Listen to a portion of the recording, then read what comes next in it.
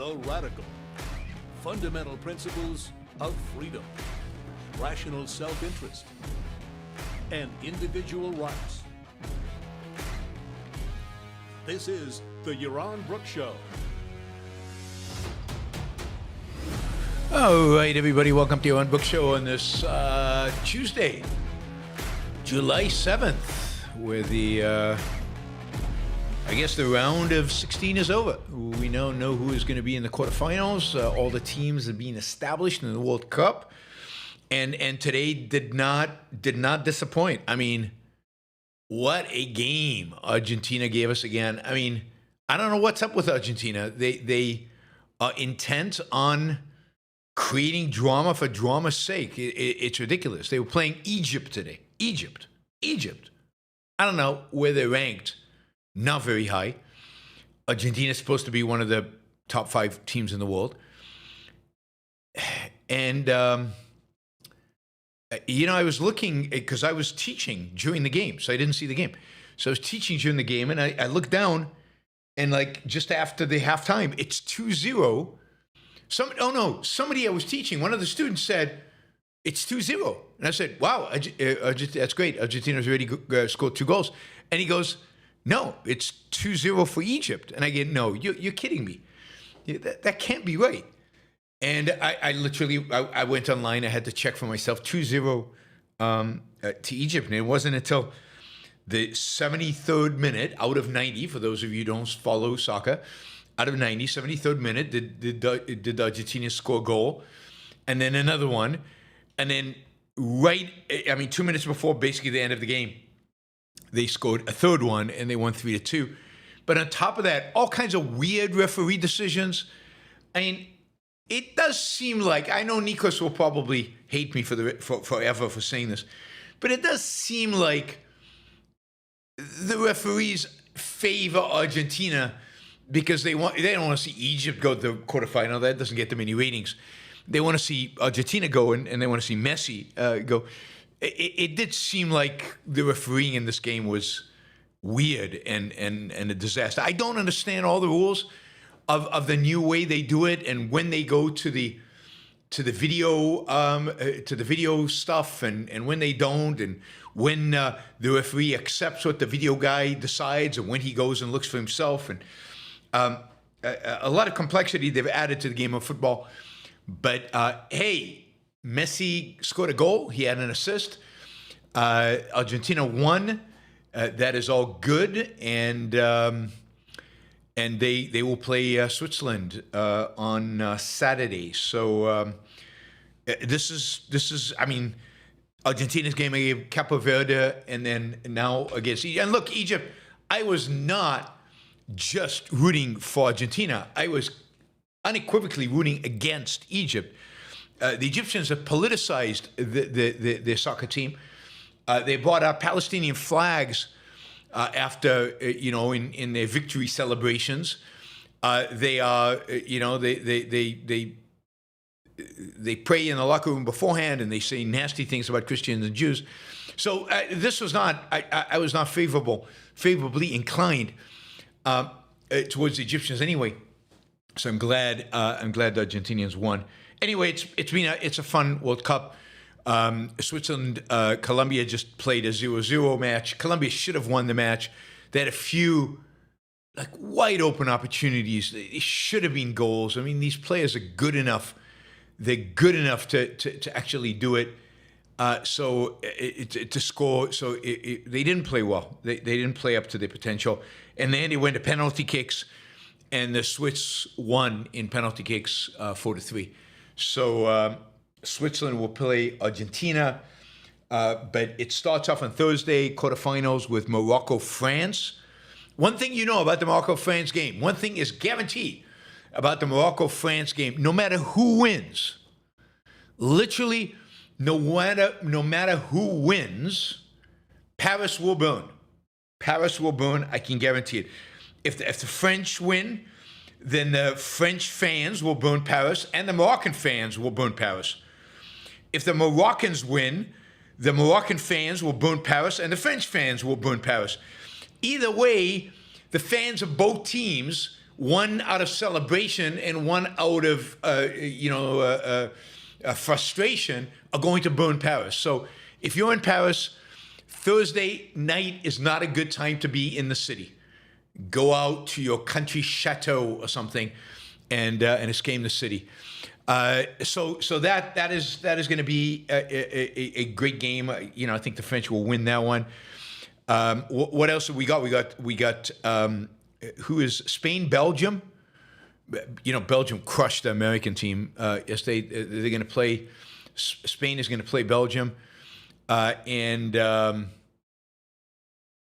going to be interesting. I think Spain will win that one.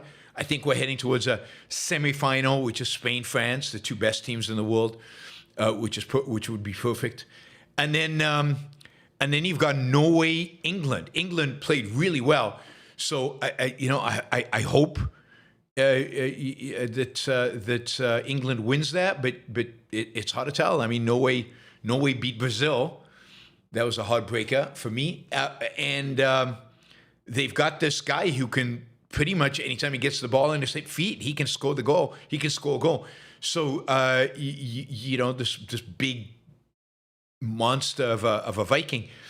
So the Brits are going to have to really play hard. So hopefully England wins that one, and then I hope Argentina beats Switzerland. So you get a semifinal: France, Spain, Argentina, England.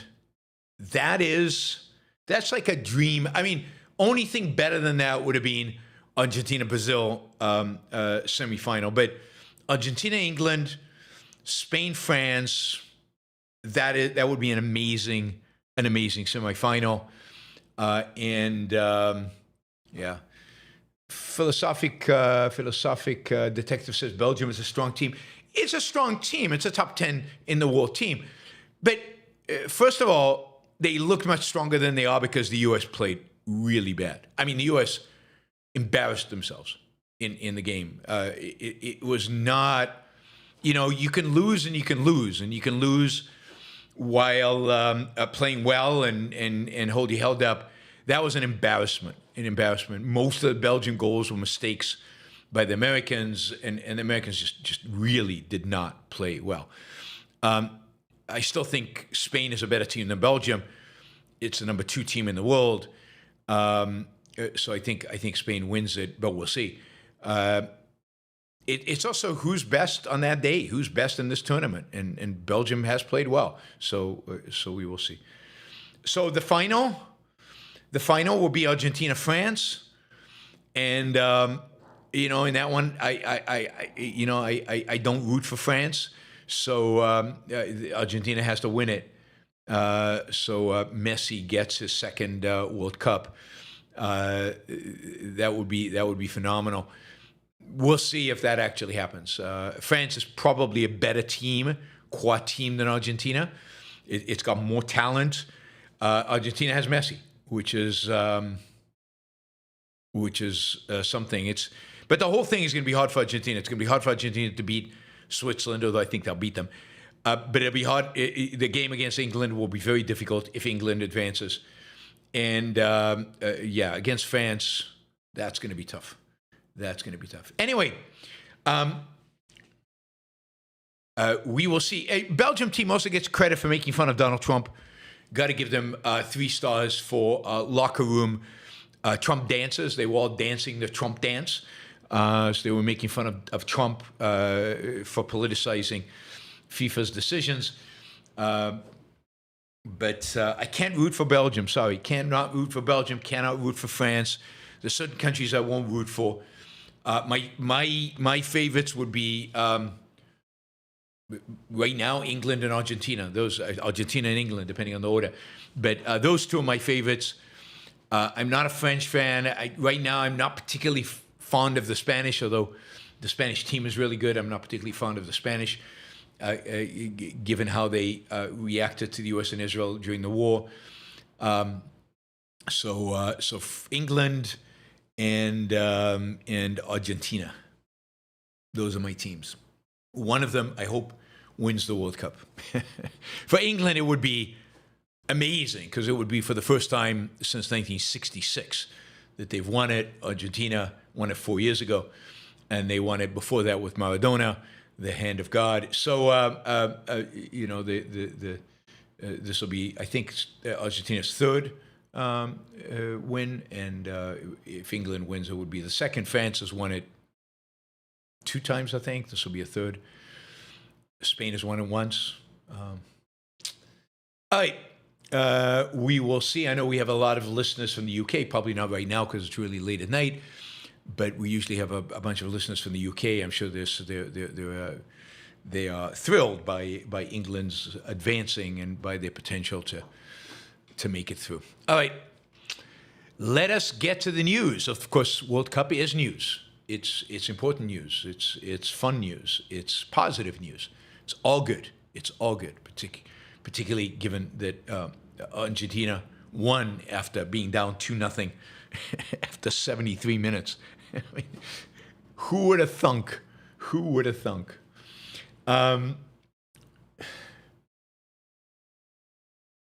Jennifer says, should be the foot of God. Do you know why he's called it was the hand of God? Because, he scored, I think he scored against England in the semifinals or quarterfinals. He scored a goal where, if you look at it, I mean, the referee had a really hard time seeing it, but if you look at it in a film, it's clear that he used his hand to push the ball into the goal. And when asked about it, he said something about it was the hand of God.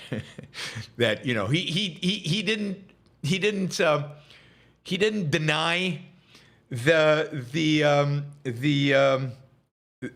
claim, but he didn't confirm it. He just said something about it was the hand of God. So there is Maradona, one of the best players ever to play in the game. All right, let's talk about OpenAI. It's a big transition. OpenAI is probably the lead or the second. It's hard to tell sometimes between it and Anthropic, AI company in the world right now. It has recently filed an initial public offering with the SEC. It is trying to sell. It wants to sell stock to the public and raise a lot of money. It has plans to invest $600 billion. Exactly where it gets $600 billion to do this, I don't know. But it plans to spend $600 billion on AI infrastructure by 2030. It's not going to raise, it probably won't raise something like 10% of that, maybe, in the IPO. So I don't know where it gets the other $400 and something billion by 2030. But it is building out those data centers all over the country. In terms of revenue, it generates about $2 billion in revenue a month. So even if all of that were profit, which it's not, of course, that is only $24 billion. So in 3 years, that's $70 billion, $75 billion, let's say. I don't know where it gets $600 billion to invest in AI, but it's IPO'd. It faces stiff competition. It's competing with Anthropic. It's competing with Google, which is a little behind. It's competing with xAI, which is also a little behind Grok. It's competing with Microsoft, which is going to launch a product, also probably a little behind.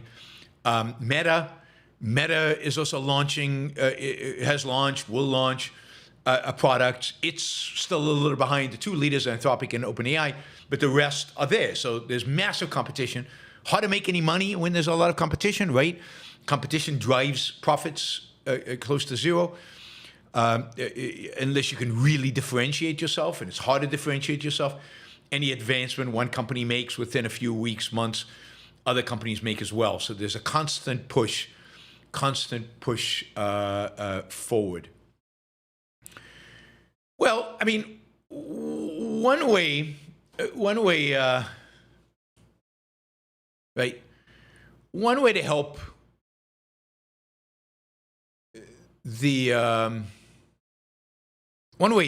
raise the money is maybe to go to a place that has unlimited resources and unlimited capacity to help the fund, and that is, of course, the U.S. government. The company is reportedly offering to reserve 5% of its shares when it goes public for the public. The public here not meaning the share buying public, but the public here meaning government. Maybe a sovereign wealth fund.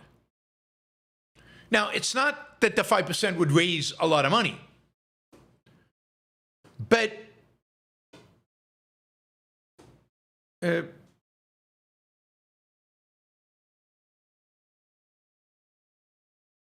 what a government stake will do is a government ownership of OpenAI would make the company, from the market's perspective, would make the company less risky.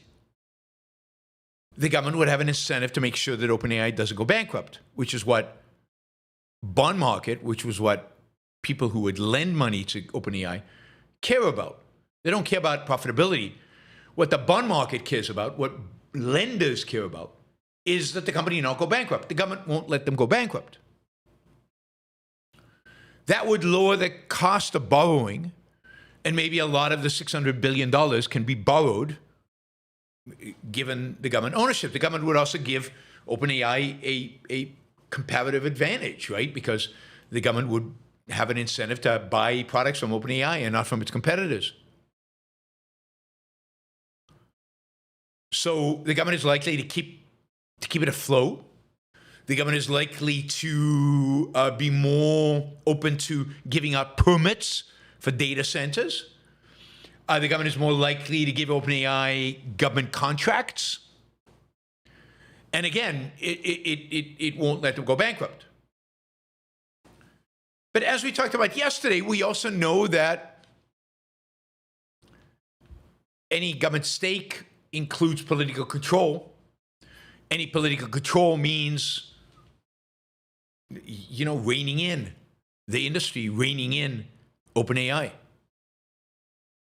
And even if you believe that Donald Trump wants to make money and therefore would leave them alone, well, the next president might not. I mean, you can think of Bernie Sanders, but who won't be president? He's too old. But think about J.D. Vance.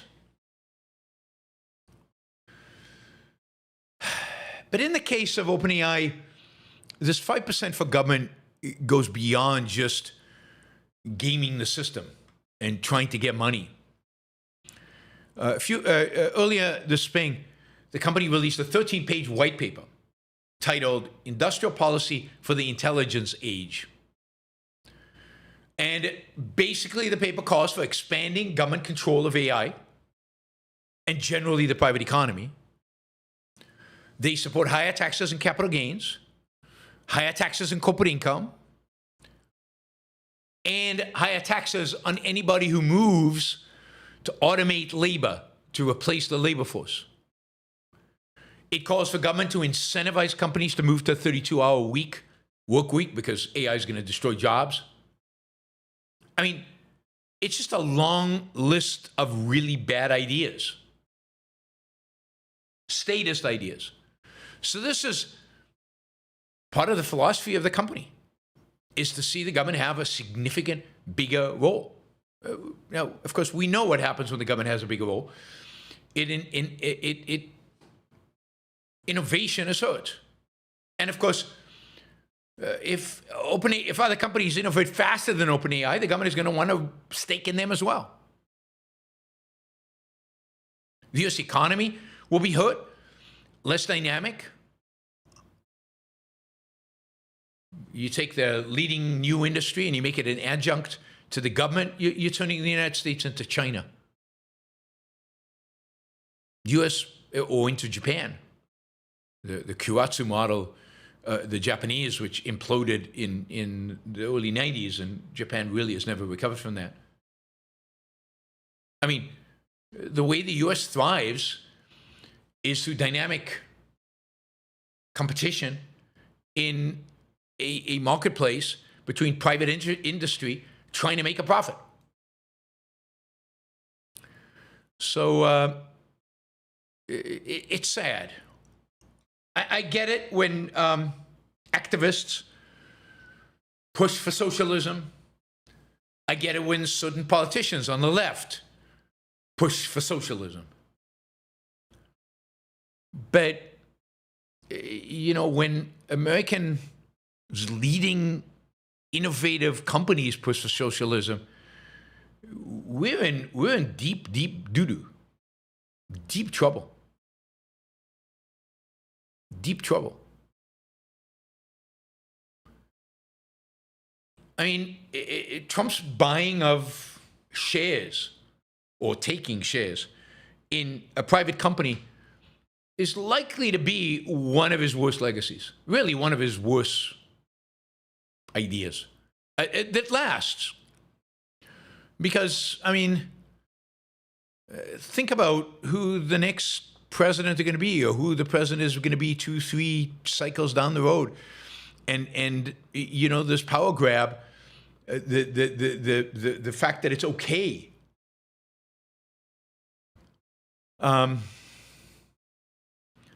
It's a step towards the state controlling the means of production, which is pure socialism, and it comes from a Republican.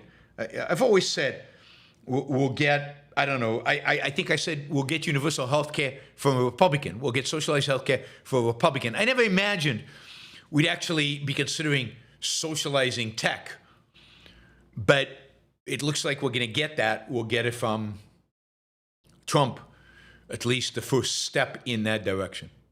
So OpenAI is asking for it. They're asking for more government intervention. They're asking for more regulation, more control, ownership, more taxes. It really is unbelievable, and really, you know, yeah.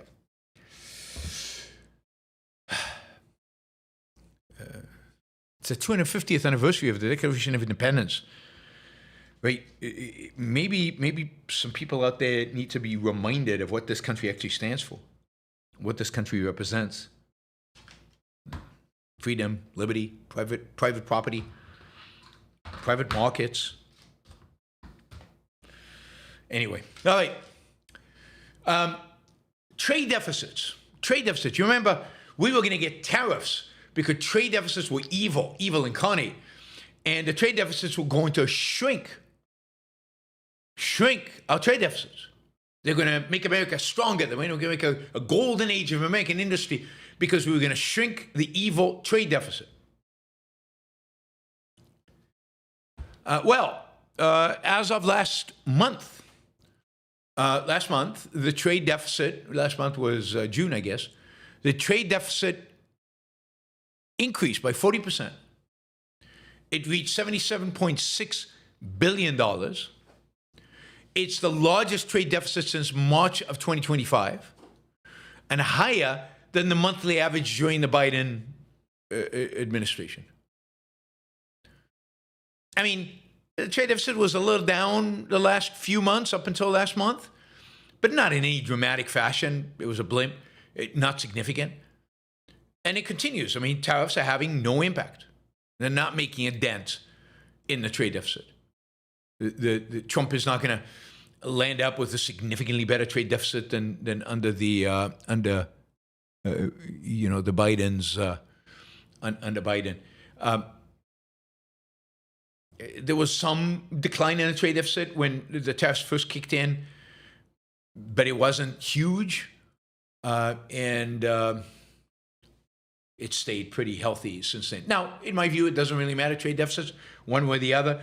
This a big increase in the trade deficit this time has a lot to do with the fact that we're building data centers, which means we're buying a lot of stuff from Asia for those data centers, chips, and I'm sure a lot of just the machinery, the electronics that go into these data centers come to us from Asia. So it's not too surprising. The better the economy, the better the U.S. economy does, the more we buy, the more we consume, the richer we feel, the bigger the trade deficit. So while having this increase in the trade deficit is, goes against what Trump said it would happen. So it's a repudiation of his predictive power. It's not a bad thing, and arguably probably a good thing. Related to the trade deficit, one of the things that impacts trade deficits is the relative strength or weakness a currency. And, the dollar was strong during the Biden years, very strong, partially drove the trade deficits. We bought a lot of stuff. We could buy a lot of stuff because we had a strong currency overseas. If the dollar got weaker, then it would be more expensive for us to buy stuff from overseas, and it becomes cheaper for other countries to buy our stuff. Well, the dollar right now is getting cheaper vis-a-vis the euro. It's getting cheaper vis-a-vis the pound sterling. But not a huge amount, right? It got cheaper a few months ago, and then it's kind of stabilized more recently. But vis-a-vis the yen, the Japanese currency, the dollar is super strong. Indeed, you could view it the other way around. The yen is super weak. Indeed, the yen is kind of crashing. Right now, it's 162 yen to the dollar. 162. That is, it's fallen 3.6% this year. It's down 11% from a year ago. This is about as cheap as the yen has been. I mean, if you want to go visit Japan, if you're eager to visit Japan, now's the time to go, guys.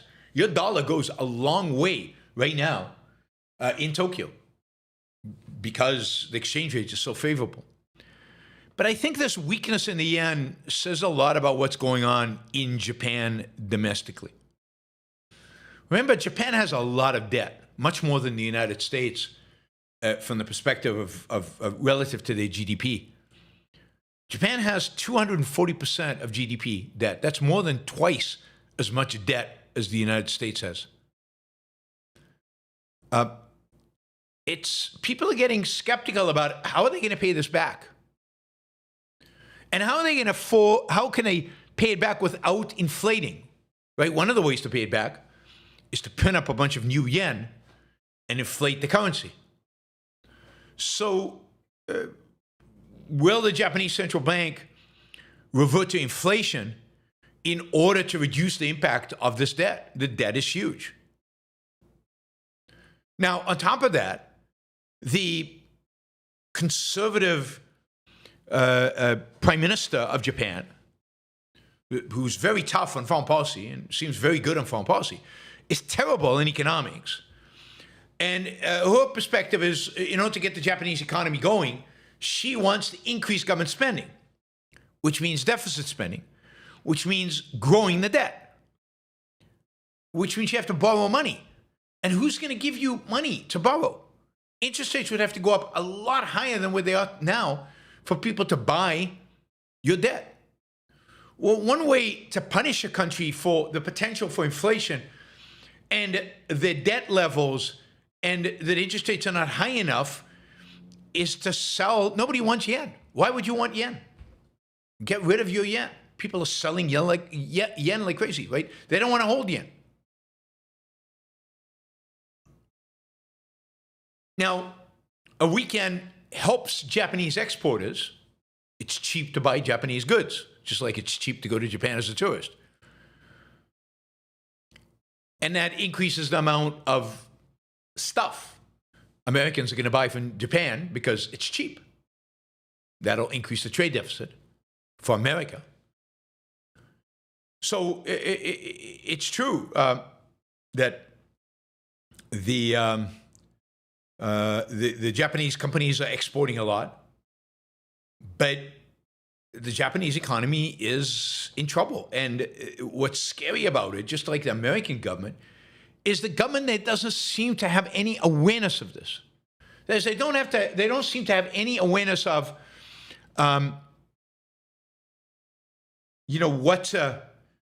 what to do about it. Cut government spending? Like, nobody in the world wants to cut government spending. Nobody in the world believes in cutting government spending. They all believe that they can somehow borrow and spend and borrow and spend and borrow and spend. I mean, the U.S. government is like this, Europe is like this, and Japan is like this. And this is conservative Japan. And I think this is only going to get worse because I don't see a path out. I don't see how Japan gets out of this. They have to continue to borrow. or print. Then, they could tax. I'm not sure there's that much more they can tax. I think the yen could get a lot even cheaper if there's no indication from the government that they are going to do anything about their deficit spending. I wouldn't be surprised. Wouldn't be surprised if you saw the yen get cheaper. Here's the thing, right? One way to get people to buy yen is to offer them a good interest rate if they buy Japanese government bonds, right, in yen. But if interest rates go up on Japanese bonds, which I think the Bank of Japan is trying to hold down, if they go up, then the cost to the government of borrowing goes up. And this is the spiral. The death spiral is you borrow, the more you borrow, the higher interest rates go. The higher interest rates go, the more you have to spend on interest rate payments. The more you have to spend on interest rate payments, the more the government deficit increases, the more you have to borrow. And it's a spiral that keeps getting worse and worse and worse. And the U.S. government is potentially in a spiral like that. Right now, the U.S. government is spending $1 trillion a year on interest rate, just on interest payment. If interest rates go higher, what happens? Where does the money come from? So there's a lot of concern, and should be a lot of concern out there globally in terms of what happens to all the debt? What happens to all the debt that is out there? And how do all these governments pay it back? And if they can't, do we have inflation? Do we have defaults? What exactly happens? And clearly, no country in the world that I know of is being responsible about this. None of them are being responsible about this.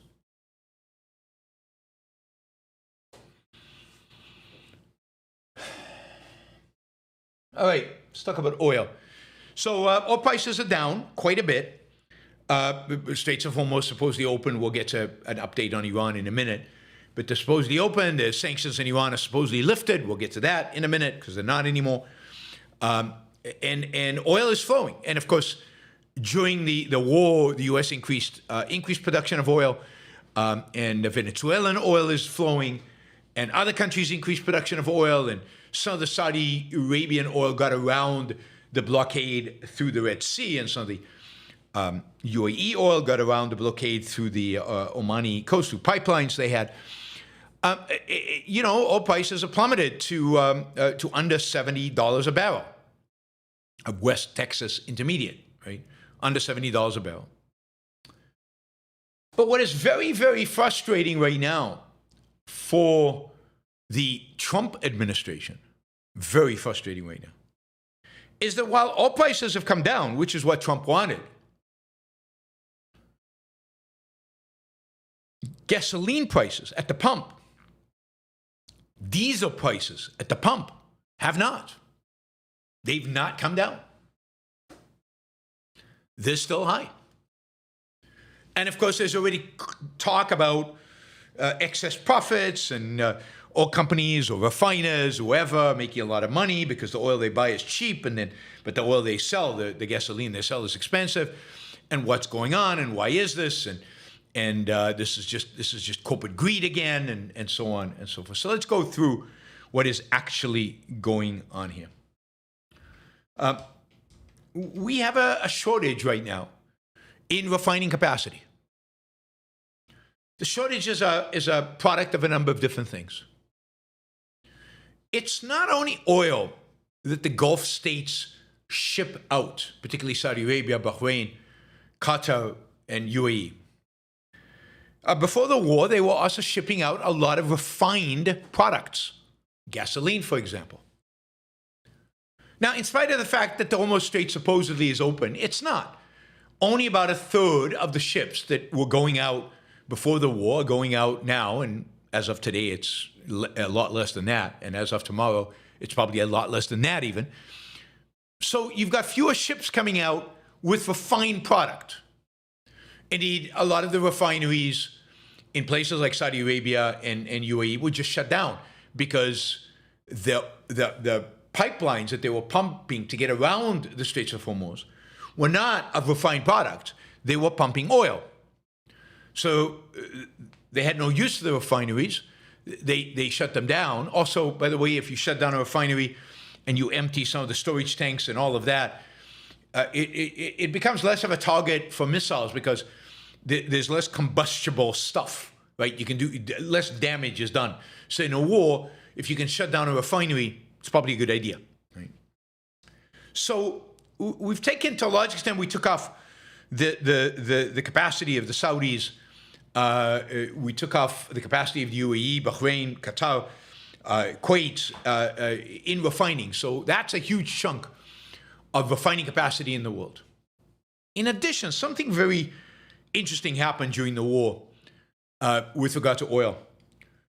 China started importing a significantly lower amount of oil. It basically cut oil importation by 5 million barrels, I think, a day. And part of it was that China brings in oil, refines it, and ships out refined product. China, a lot of its economy has moved to electric cars. It doesn't need all the refined gasoline, for example, that it can produce, so it ships it out. Well, because it was importing less oil, it basically shut down the exportation of oil products. So again, that refining capacity has been taken off the global market, the world market. China's refining only for its own use, not for export. Now, the United States has a constant shortage of refining capacity.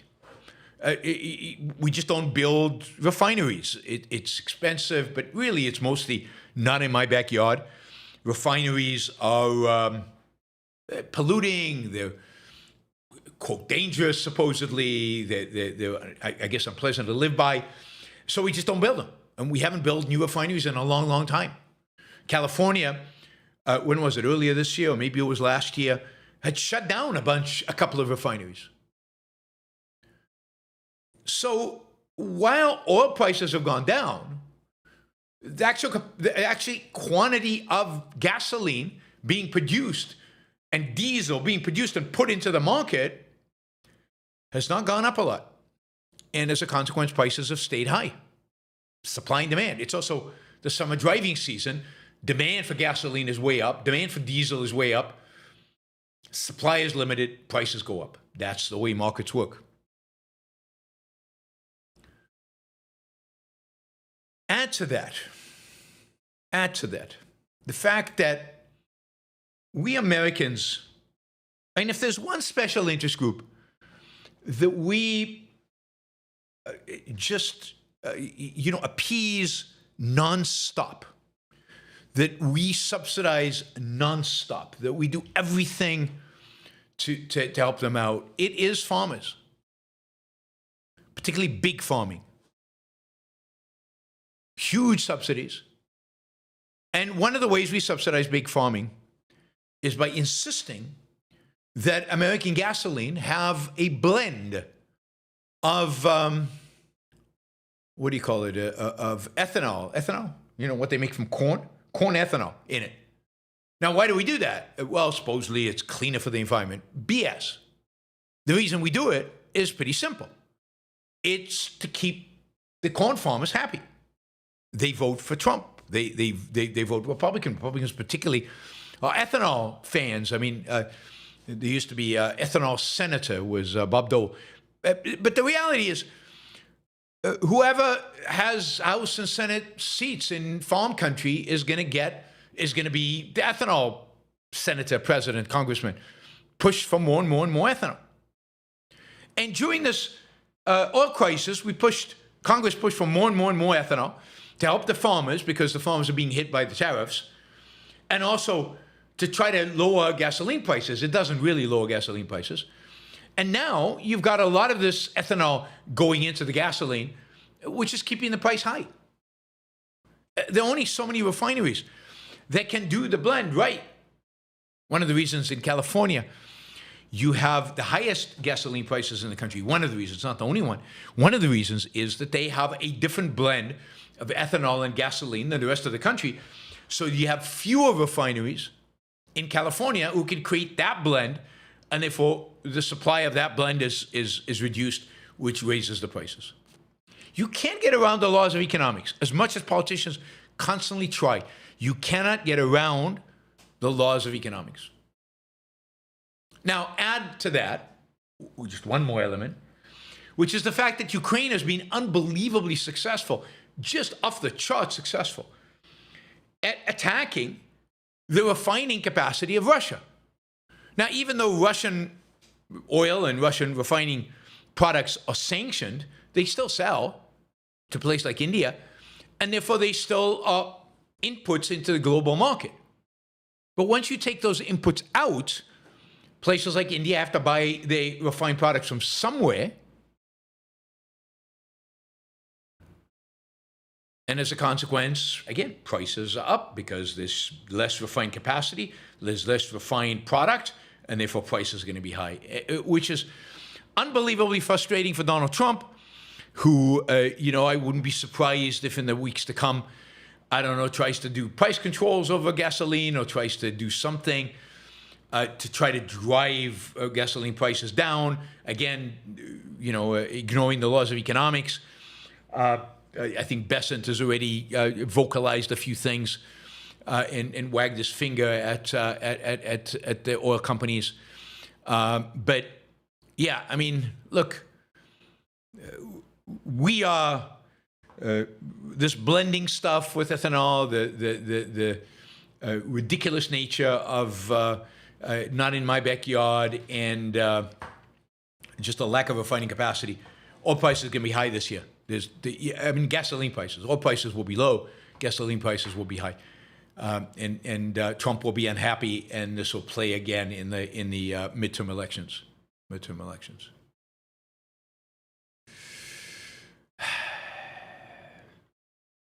Yeah, I mean, gasoline stockpiles are at some of the lowest seasonally adjusted levels since 2014.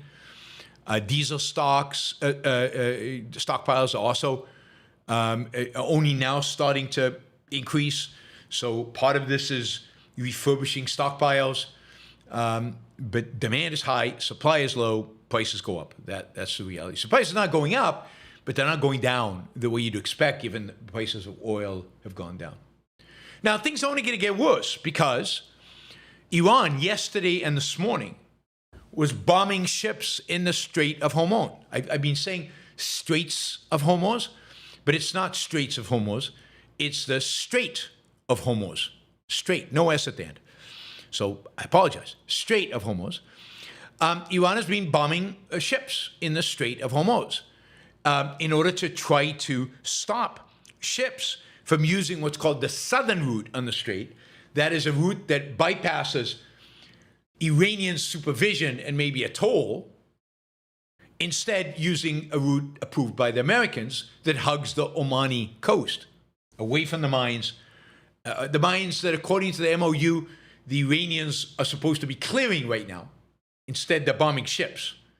It strikes me as unbelievable the extent to which the Iranians can get away with violating the ceasefire and violating what they promise, and nothing is done about it. But anyway, they bombed some ships, and the United States did do something for a change, right? First, it said that they are, as part of the MOU, as part of the ceasefire, the United States eliminated the sanctions on Iranian oil. They gave them a license to sell oil in global markets.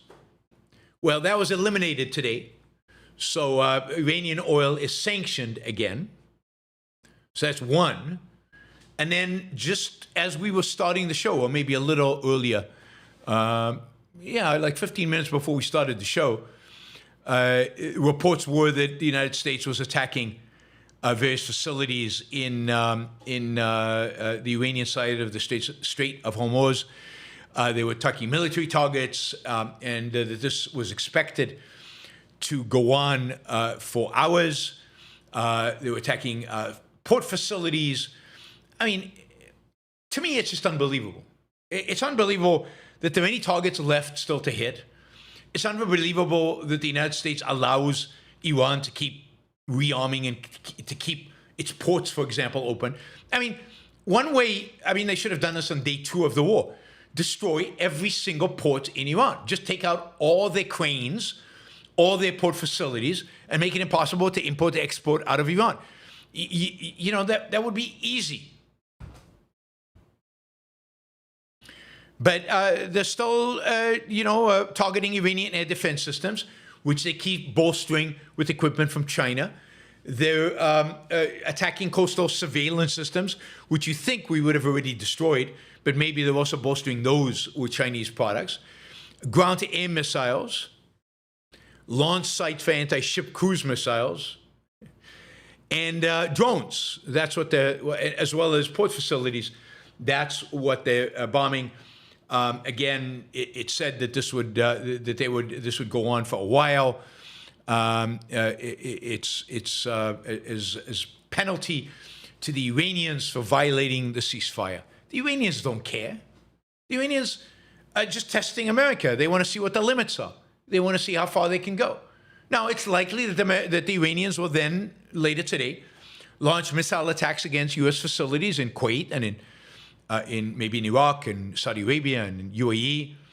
And then what does the U.S. do? Is it going to be tit for tat for tit for tat for tit for tat for tat for tit? For how long? When do you get to the point? When do you get to the point? I know when I would get to the point. When would Trump get to the point where you just, you destroy Iran, or you destroy any capability to inflict any pain on anybody? It's unbelievable to me. Again, the mightiest military force in all of human history and today, playing tit for tat with a fifth-rate military like the Iranian regime that is constantly poking the Americans. I mean, Khamenei was buried this weekend, and the big cry during the funeral was death to America. The big cry was the destruction of Israel and destruction of America. And death, they had signs, death to Trump, death to Netanyahu. And you coddle them, and you negotiate with them, and you play nice with them, and you pretend that they are rational and good guys. And it's just, truly is unbelievable. But the nice people running Iran, the rational, friendly regime running Iran, according to Trump, is going to keep testing. It does not want to give up control of the Hormuz Straits, the Strait of Hormuz, not the Hormuz Straits, the Strait of Hormuz. And they will keep making it clear to ships exiting the Strait that they're in charge. They're in charge, and they're willing to take a lot of pain from the United States. And they know that the U.S. is not serious about really taking them out. And remember, there's been a ceasefire since what, March? Where the Strait of Hormuz was supposed to be open the entire time. And from the day one of that ceasefire, the Iranians have violated it and have only been rewarded by Americans with money, with negotiations, with sanction. You couldn't imagine this kind of appeasement. You couldn't imagine this kind of appeasement. And why are these boats, why are these ships exiting the Strait of Hormuz not being protected by the U.S. Navy? Why is the U.S. Navy not in those straits, ready to knock down the drones that are being fired at these ships? I just don't understand. I mean, there's just no strategy, no thinking. This administration is just dumb when it comes to this. It's just dumb. It's not It's not the Americans violating this. This is the Iranians violating it from beginning to end. From beginning to end.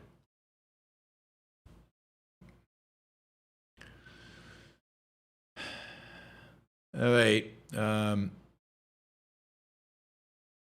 the meantime, the talk's on hold. So, talk's on hold. That's important.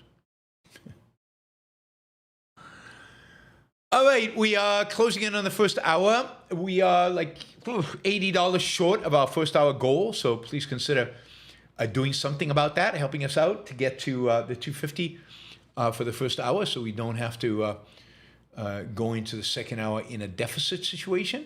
It would be good. Stickers maybe. Stickers are good. Questions are always good, particularly $20 and $50 questions are particularly recommended. All right, talk about Islamists.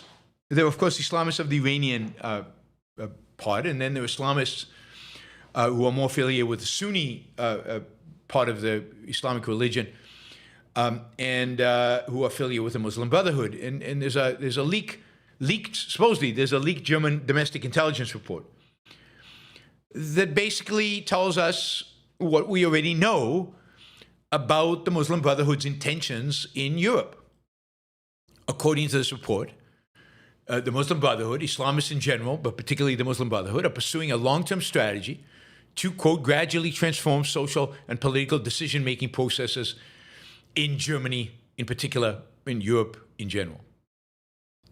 The assessment warns of efforts to gain influence within the public institutions rather than through violence, or rather than violence alone. So violence is okay, but also through peaceful means. The report comes, as a bunch of so-called Islamic, charity organizations, some of which are state-funded by Germany, the German state, are tied to the Muslim Brotherhood. And indeed, among concerns about the growing influence of Islamism and the Muslim Brotherhood among German Muslims and as a consequence in German society. I mean, stuff like this is only going to feed the AfD, it's going to feed the far right, it's going to embolden them, and it's going to increase the number of people voting for them. And of course, this is absolutely true. It is, it should have been done a long time ago. But the Muslim Brotherhood need to be declared a terrorist organization. And anybody with any links to them needs to be declared persona non grata, treasonous. The Muslim Brotherhood is dedicated to the destruction of Germany. It's dedicated to the destruction of England. It's dedicated to the destruction of France. Dedicated to the destruction of America. And yet we're too cowardly to declare them an enemy. And at the very least, I mean, ideally an enemy to be destroyed, but at the very least an enemy not to be coddled, not to be embraced, not to be brought in. I mean, the United States Muslim Brotherhood is active through CARE, the Committee for something Islamic something, which is a mainstream Muslim organization in the United States, but is clearly affiliated with the Muslim Brotherhood. And it's all over Europe. The mosques, Muslim Brotherhood mosques and Muslim Brotherhood organizations and charities and everything, and all of the radical activism. Because not all Muslims are radical. And the non-radical Muslims are not a threat to Europe. But the radical Muslims, they need to be out or they need to be in jail. But if they're affiliated with the Muslim Brotherhood, they're affiliated with a treasonous organization dedicated to the destruction of the state. And therefore, it's fine to ban them, to arrest them, to deport them, to get rid of them. Same is true in the United States. Trump has banned certain chapters of the Muslim Brotherhood in the places where it's least offensive to ban them. But it's not really acted against Muslim Brotherhood in the United States. And again, not acted against the most important, most powerful, and best funded branch of the Muslim Brotherhood, and that is the Qatari Muslim Brotherhood. The Muslim Brotherhood leadership, spokesman, all sit in Qatar. And the United States did not ban them, did not sanction them. They sanction them where it's irrelevant. It's like Trump's Muslim immigration ban. Ban Muslims who have, from coming to the United States from places that have never been a threat to the United States. But if you're Saudi, remind you, 15 of the 19 terrorists in 9/11 were Saudis. If you're Saudi, yeah.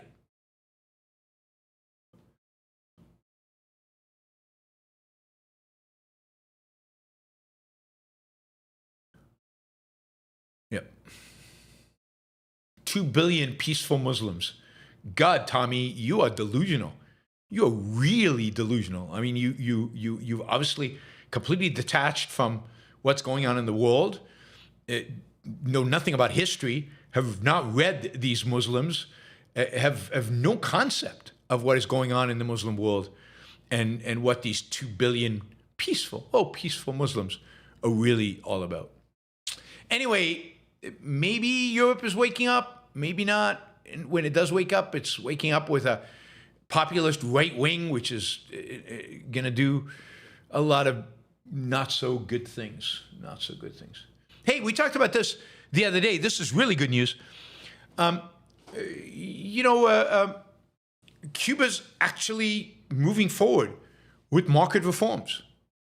I talked about this a month ago, but it's getting more and more reinforcement. More and more people are writing about it in the press. But the fact is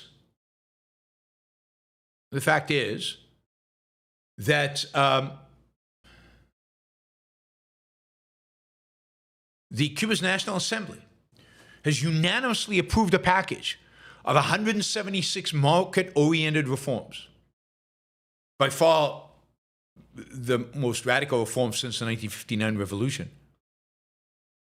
For the first time, private companies will be permitted to employ more than 100 people. Private banks will be allowed to operate. Private banks! Wow! Foreign investors will no longer be required to form joint ventures with the state. Cubans will be able to own multiple businesses simultaneously. The state monopoly on foreign trade is going to be dismantled. Fast food chains, McDonald's, Starbucks, can set up shop in Havana. The president of Cuba, Miguel Diaz-Canel, actually acknowledged that it's been a mistake that these reforms were not passed earlier. He cited China and Vietnam as models. In 1978, China was one of the poorest countries in the world. People literally dying of starvation. Capita income was a tiny fraction of what it is today. Deng Xiaoping liberalized much of China, and completely changed the Chinese economy and the way it was run. It stayed a dictatorship, but it stopped being communist.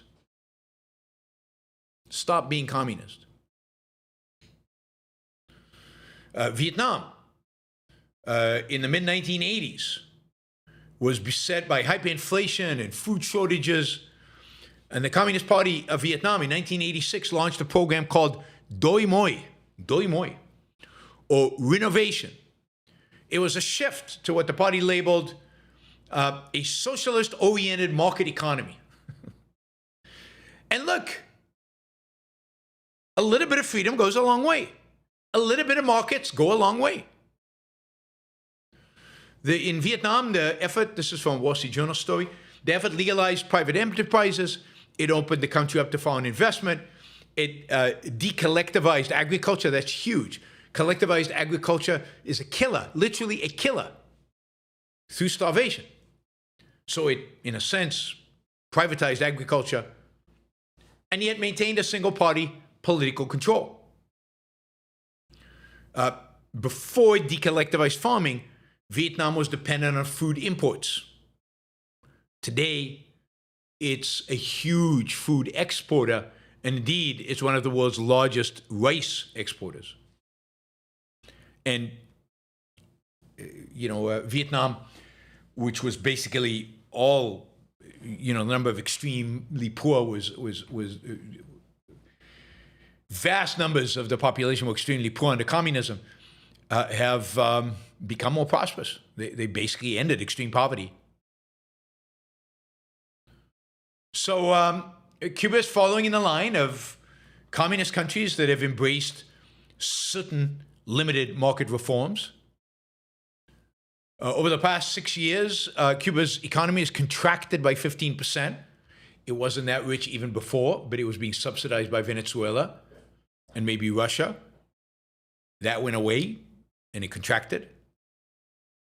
Power outages have lasted over the last year, have been, electricity is only on part of the day. There was a nationwide blackout in October 2024 that left the entire country dark for days. And of course, Trump has been putting on massive amount of economic pressure, restricting shipments of oil into the country. And I think Rubio behind the scenes have been pushing for this liberalization of the Cuban economy. So, this is good. It's good for the Cuban people. They'll be in one dimension of their life, the economic dimension, a little freer, maybe quite a bit freer. How far this will go, we'll see. We will see. And how quickly it impacts the lives of Cubans. It'll happen fairly quickly, I think, particularly given the potential for significant investment from Cubans in America. There are wealthy Cubans in America that I think would love to invest in Cuba if they thought those investments were safe. So there's a real opportunity here that for the first time since the Communist Revolution, Cuba will be on a path towards more freedom.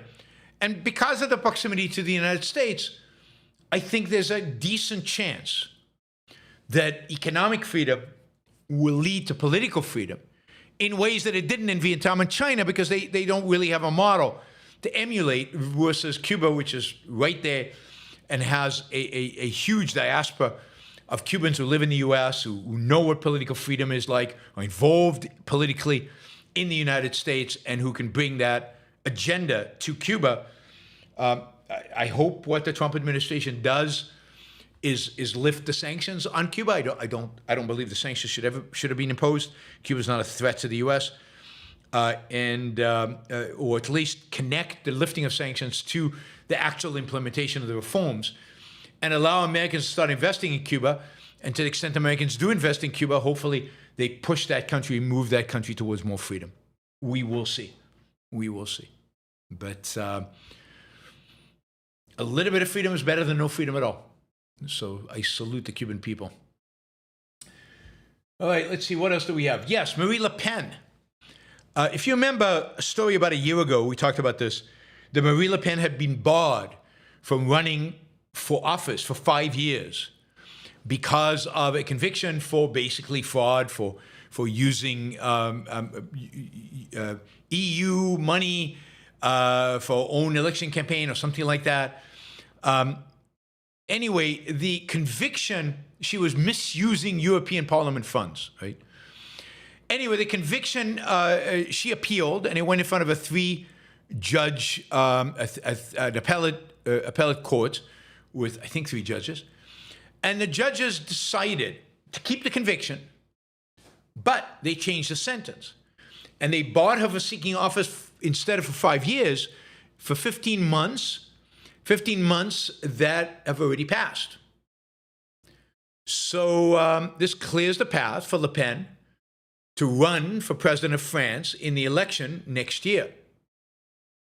Now, we will see that the verdict is still being appealed to one more, I guess, level above. But, and it could be that she will have to run while wearing an electronic bracelet, because they did rule that she be given a 3-year prison term with 2 of the years suspended, and the remaining year served wearing an electronic bracelet. That could be while she's running for president, which would be a little bizarre. Right? Le Pen went on television and said, "Tonight, I'm the candidate for the presidential election." And she also planned to appeal to France's High Court the fact that she would have to wear a bracelet. So she's hoping that she won't have to do that. Anyway, she is the favorite. She leads in the polls. If she wasn't going to run, Jordan Bardella, who is her number 2, would have run. It might be possible that he would have a higher chance of winning in France as she does. She's got still a tainted reputation from her father. And people don't like her agenda, but Bardella has the same agenda. Anyway, she is going to be the favorite. Her party is the most popular party in France right now. Her approval rating is at 39%, which is higher than anybody else. Macron cannot run again. He is term limited out of the presidency. And nobody prominent who can draw more than 39% approval rating that she has. The question is, can she win? Or will everybody else unite against her? That's what's happened in the past. She has gotten the most votes in the first round and then lost in the second round because all the centrist, the soft right, and the left rallied around the alternative candidate. The problem this time is going to be for the anti-Le Pen people is that the alternative candidate is probably going to be a far left candidate. So it's going to be between the far left and the far right. And given that as an alternative, I don't know if people will vote for the far left. When it was Macron who was a centrist, okay. But will they vote for far leftist in the face of Le Pen when they stay home? Will they suck it up and vote for Le Pen? Hard to tell. We will find out, I guess. We will find out next year. But Le Pen, it appears, will be running for president.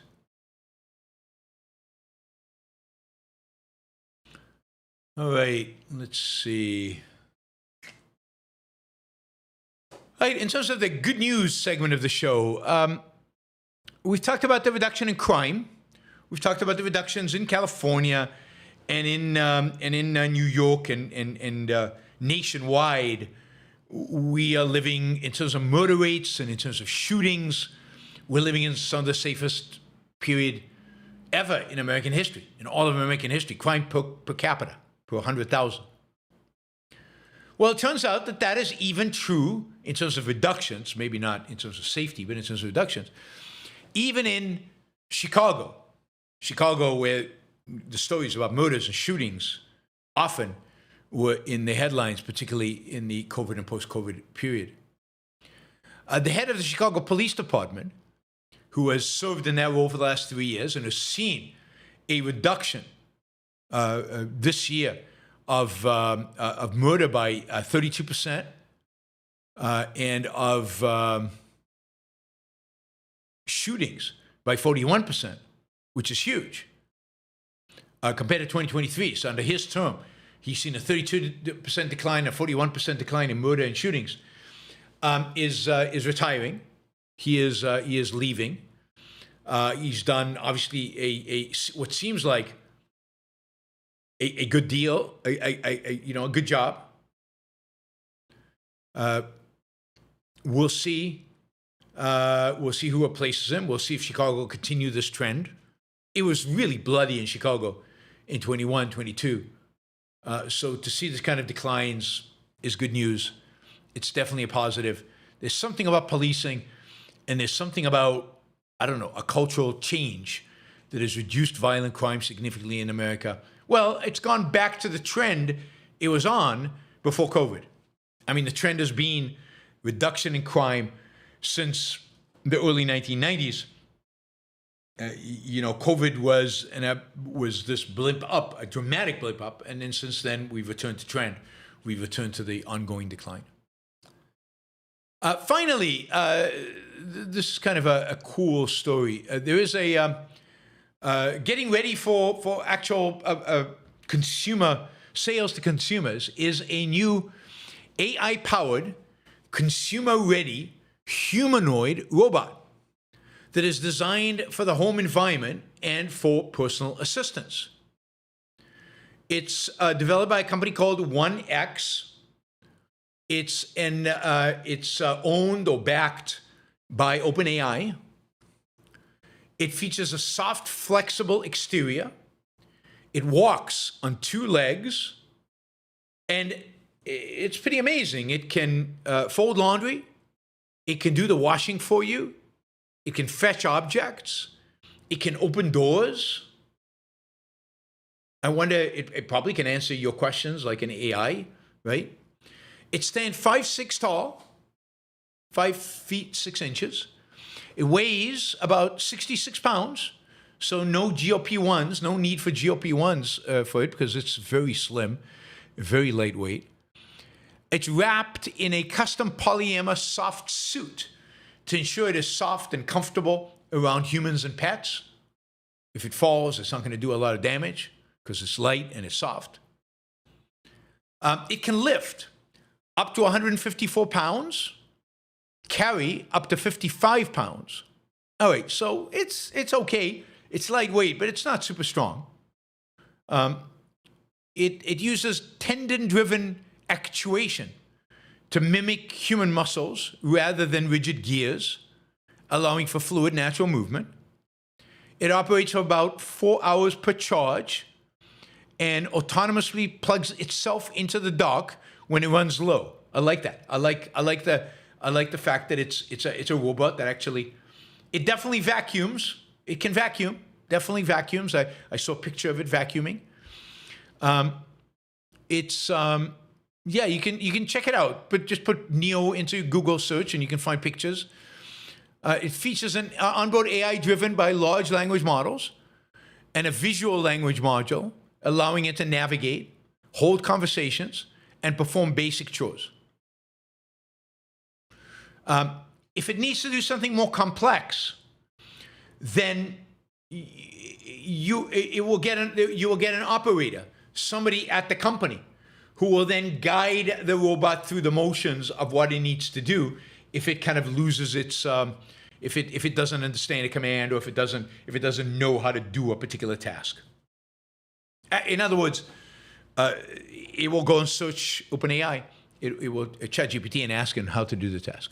But no, it can guide, just like Waymo. If a Waymo gets stuck, like sometimes it happened to me once in Austin, a Waymo got stuck. The road to the right was too narrow. The road to the left, there was some other obstacle. It didn't know what to do. So you press a button and you get some guy somewhere who has access to the car and can guide it through the process. Right?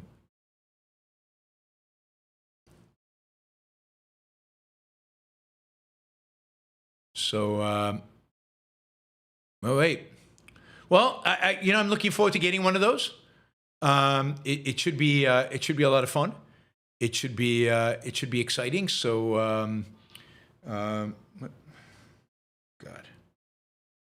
I said I would call. So that, my friends, is the news for this Tuesday, July 7th. Thanks for joining me. Don't forget to ask questions in the super chat. You can thus control the content of the show. I will talk about what you want me to talk about because you get to ask the questions that dictate the rest of the show. 1 second, let me just see. Yeah,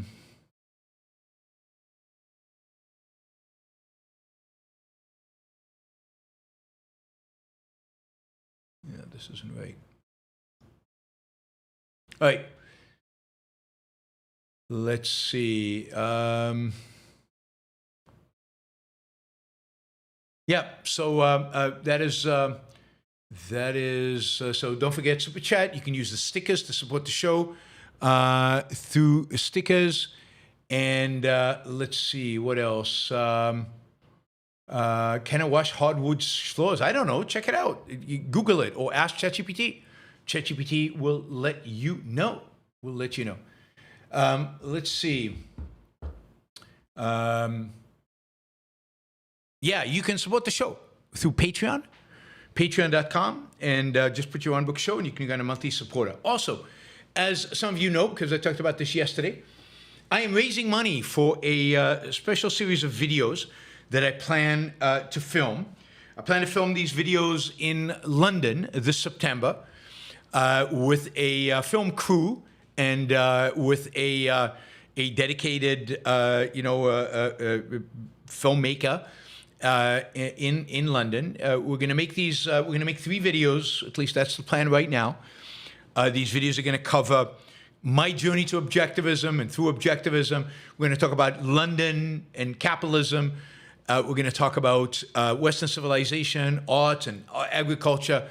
We're going to be out in the streets of London filming, also studio shots.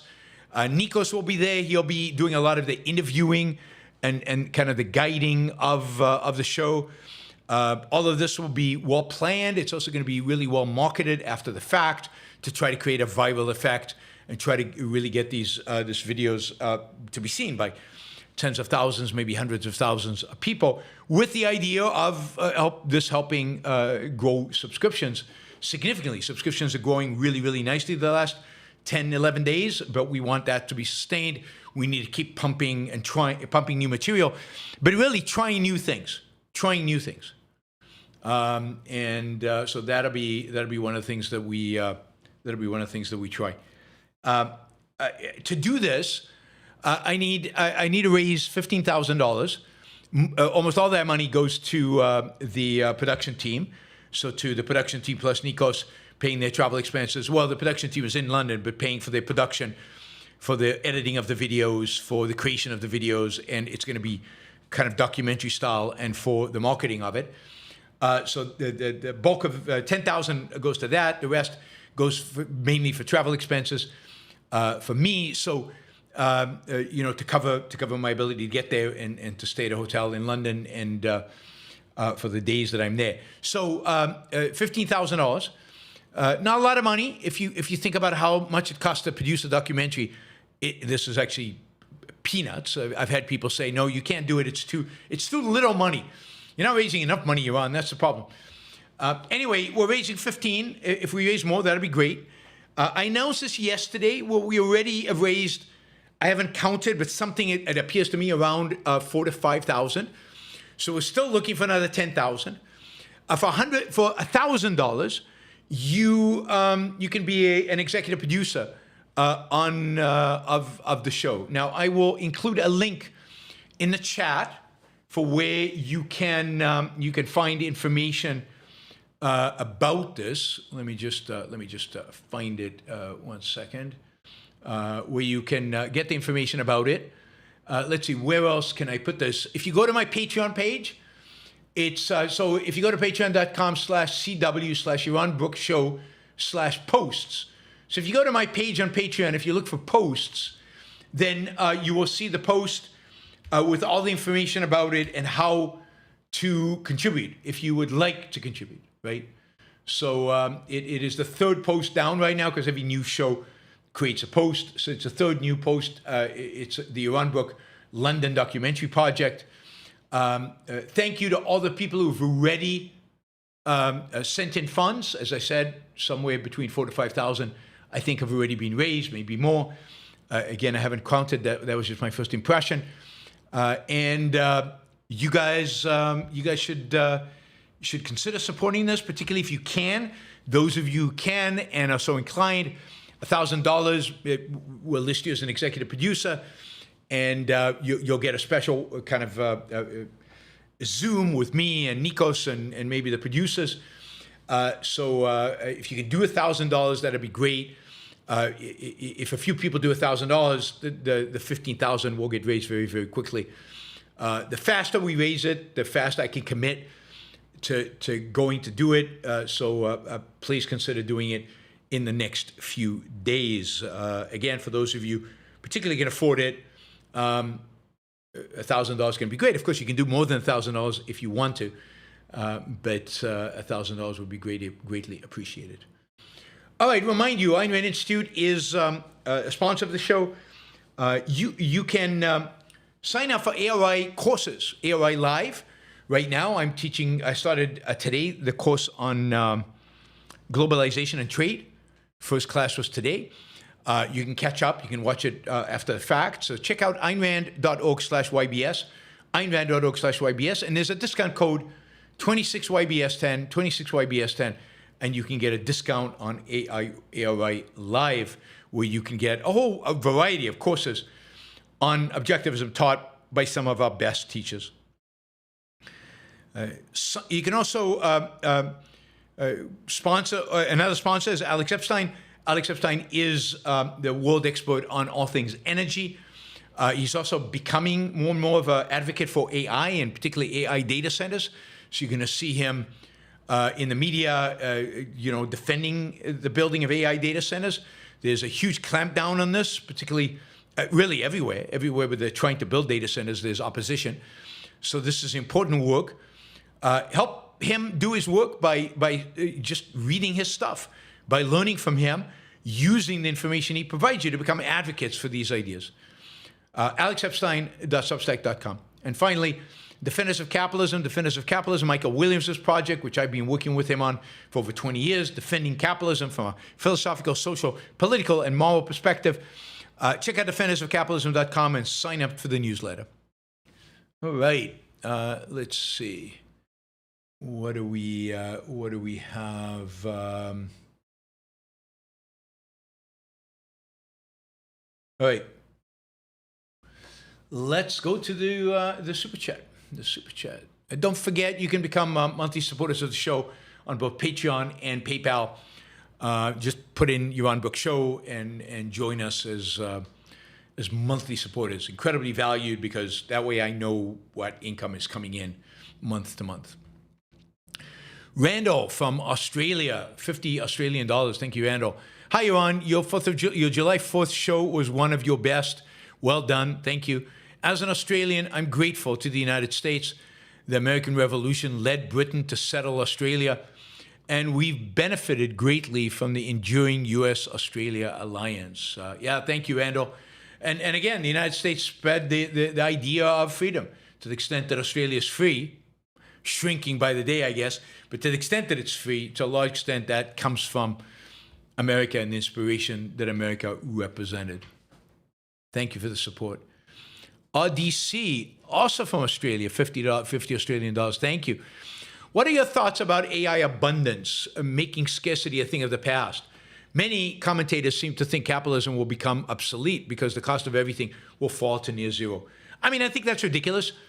Will the cost of going to Mars fall towards zero? No.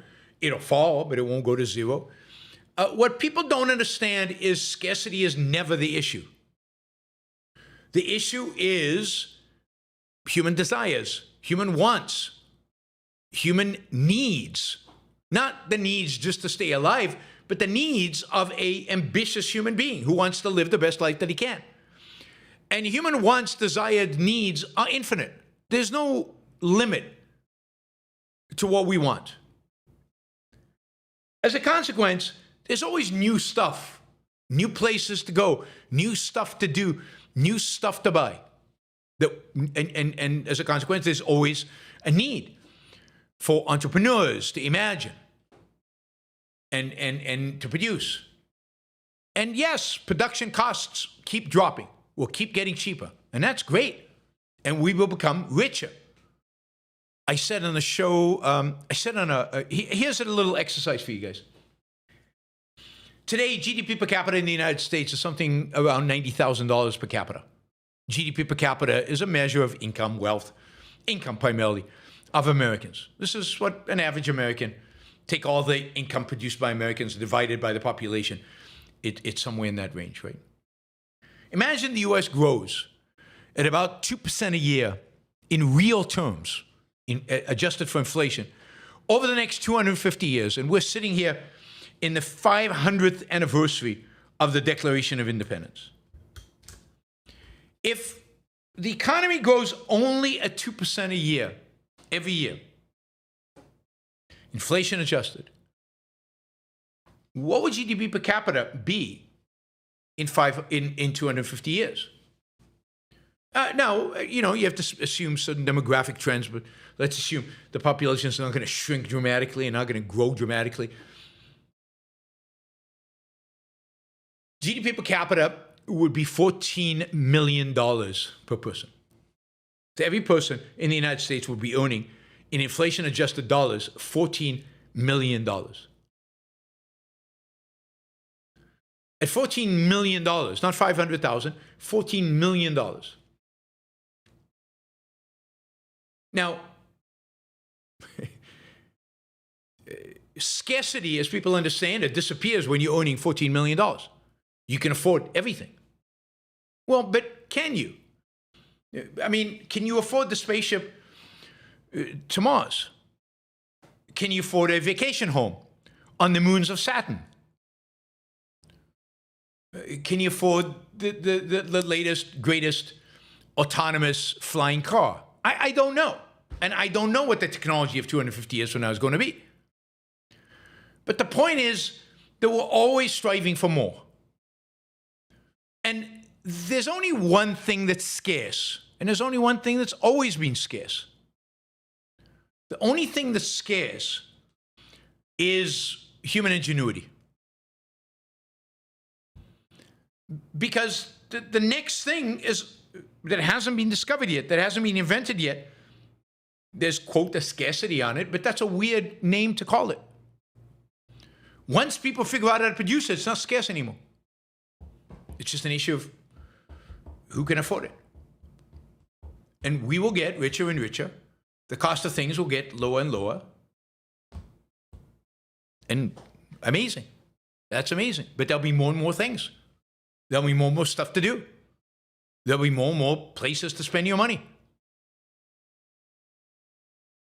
So no, I'm not worried about, the Marxist utopia of manna from heaven. The AI just produces stuff and hands it to us. And that's also not taking into account changes in human beings, the genetic changes we're going to make, the integration of AI into humans, humans adopting machines.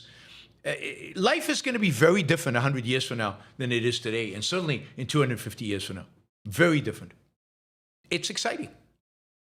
Because, I mean, if we stay free, it's super exciting and it's super interesting and amazing things. Jennifer says, leaving tomorrow on Smoky Mountains vacation. Cool.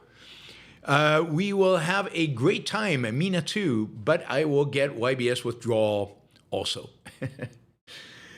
You need a little break from YBS once in a while, and the Smoky Mountains is a good place to get that break.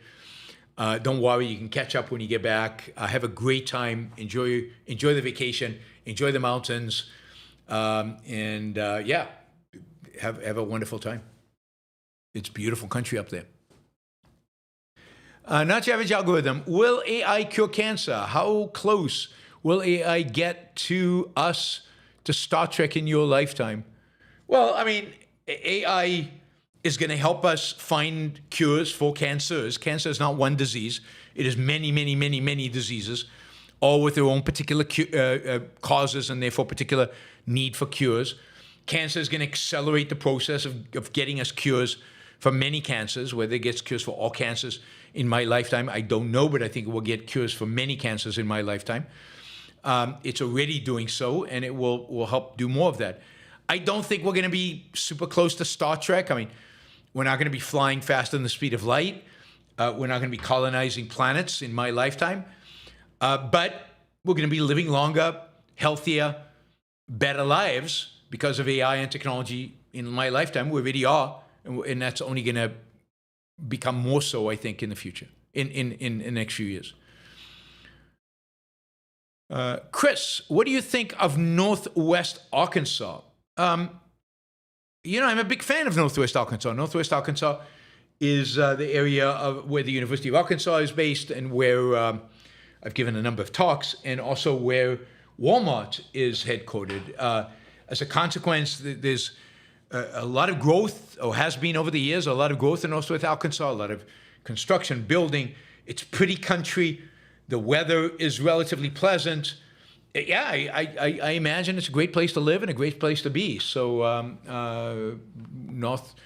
a very dynamic business environment, primarily because of the presence of Walmart and all the businesses supporting and associated with Walmart. It's also a huge logistics hub, partially why because it's on highway east-west, and a lot of trucking companies there, and again, Walmart is a huge magnet.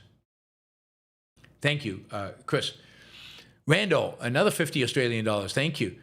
You're right. Freedom in Australia is shrinking by the day. The government has introduced a flat 30% capital gains tax. That's awful. New taxes on trust distributions, and populism is on the rise. It's becoming increasingly difficult to stay optimistic. Any tips? Yeah, listen to Yaron Brook show. Yeah. I don't know. It's hard to be optimistic anywhere in the world. I mean, think about AI, think about technology, think about the potential improvements in human life that are going to come from that. You're not going to get improvements anytime soon in government. Any improvement to human life are going to have to come from, these other sources, so other places. But yeah, stay focused on some of the positives that have to do with technology and biotech and AI stuff.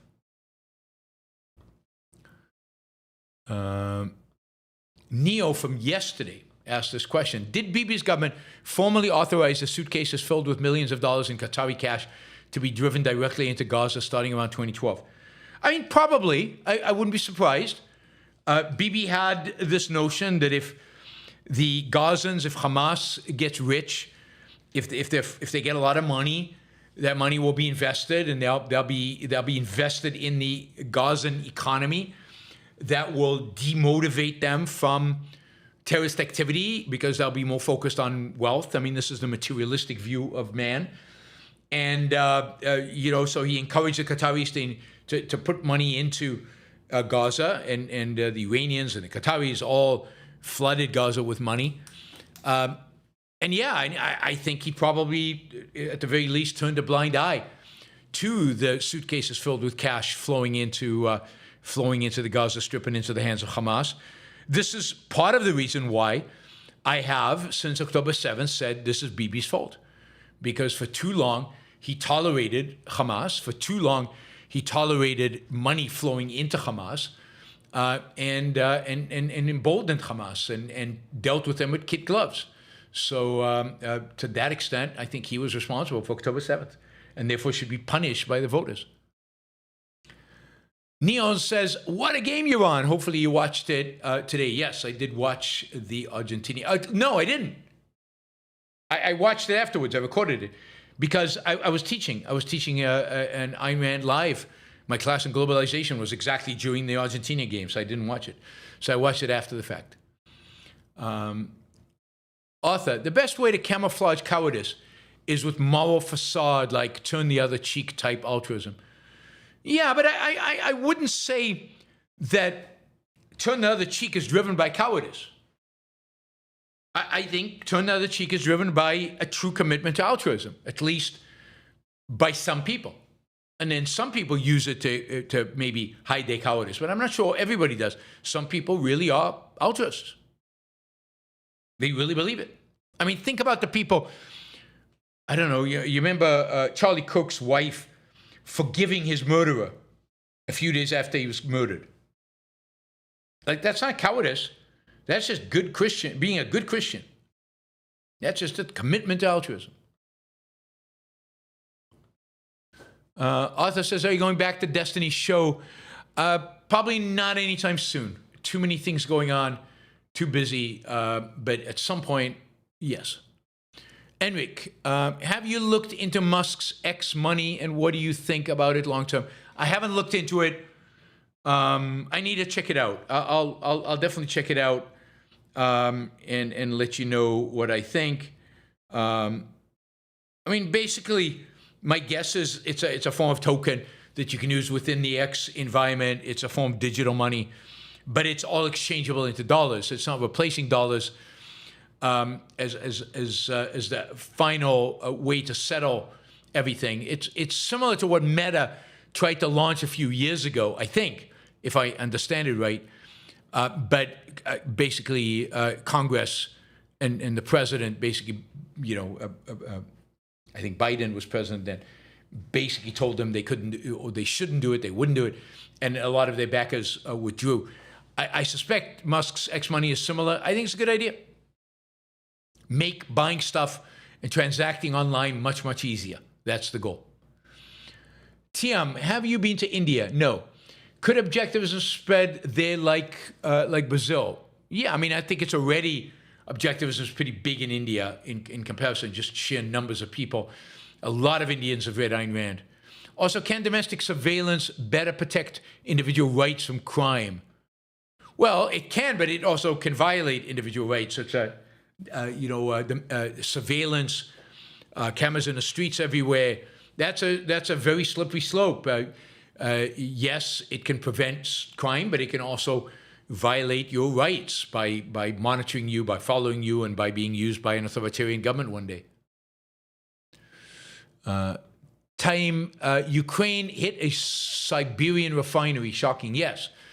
They can reach into the Asian part of Russia, which is pretty impressive. Gail, once government has control of tech, there will be no privacy. Fourth Amendment gone. Yes, no privacy, and much worse is coming as they get their hands on the tech. Neon says Canada just bought 10 billion of German submarines. With what money? I mean, they borrow the money. They tax the money. But yes, and it's not all paid at once. It's paid over time. So, they just bought a bunch of submarines from Germany to protect them against Trump, I guess. Why are BYD cars sold in Israel but not in the U.S.? Because the U.S. has a policy not to have Chinese cars in America. So there is basically a 100% tariff on Chinese cars, which is basically a ban on Chinese cars in the United States.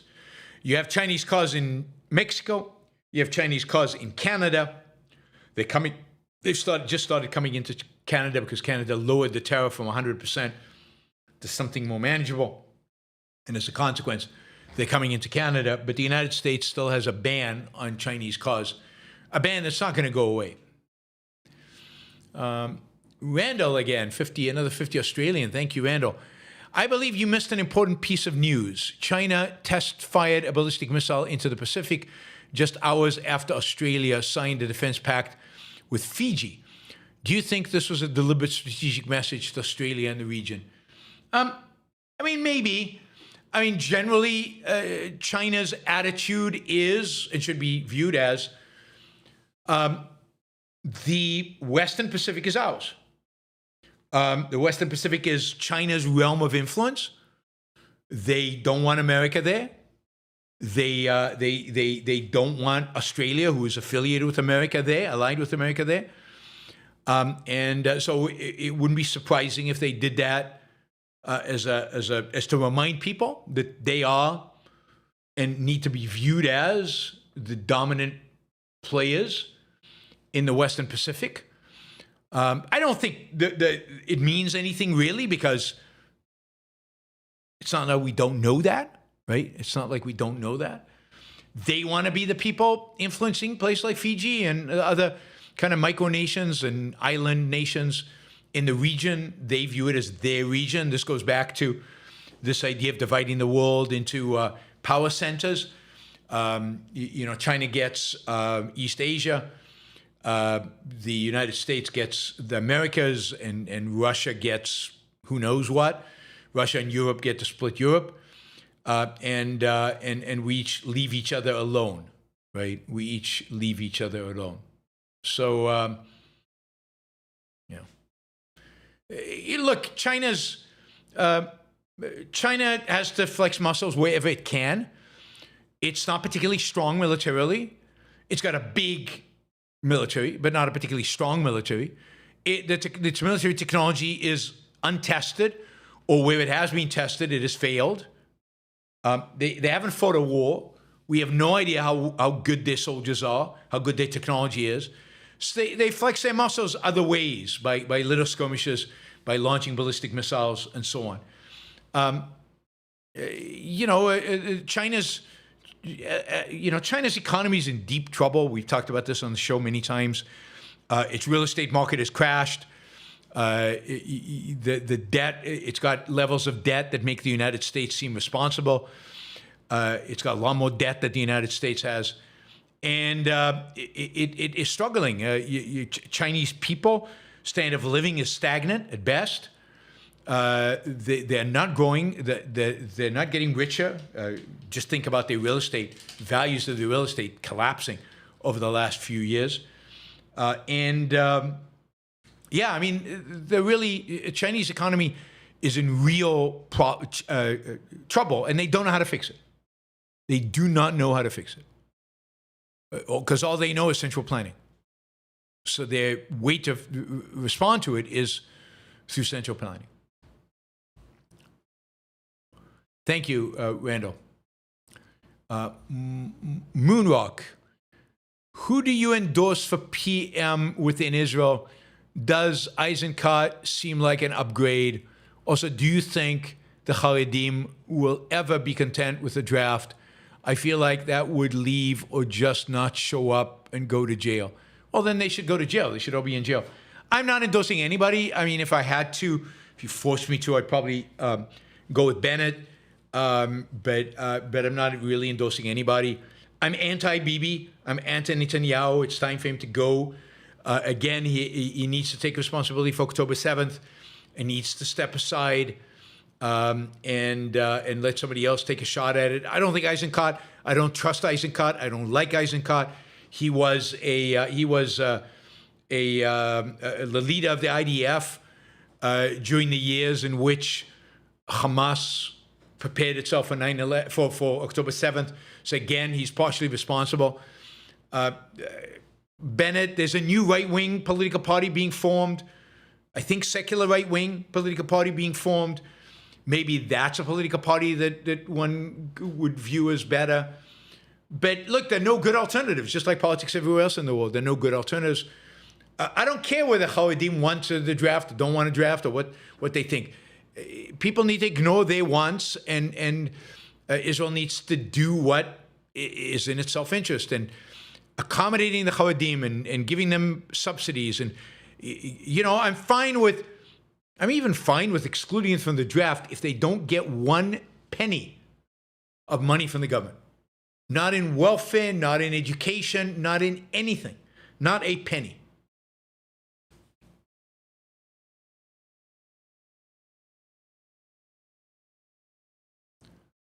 I just have to comment on this nonsense. Tommy says, check out China home ownership versus the United States. U.S.'s renters will work till they die. That is so BS. The United States has had a stable 64% home ownership in the United States. No matter what incentives, no matter what you do, it's about 64%. And to a large extent, that is a consequence of the fact that that's what Americans want. A lot of people want to rent. Renting doesn't mean you work till you die. Renting, you can rent and pay it off of your savings, just like you pay a mortgage out of your savings. There's nothing sacred about home ownership. There's nothing positive about home ownership. There's nothing that suggests owning is better than renting. It depends on the phase of your life. It depends on who you are, where you are, and when you are. But the reality is that the Chinese economy. Look at unemployment among 16 to 35-year-olds in China versus the United States. I mean, China is an economy that is struggling and an economy that is betraying its young people. Just, the rest of the world is too. We're sacrificing our young for our old, but China is doing it in spades. Silly me, Tommy, is one way to think about it, yes.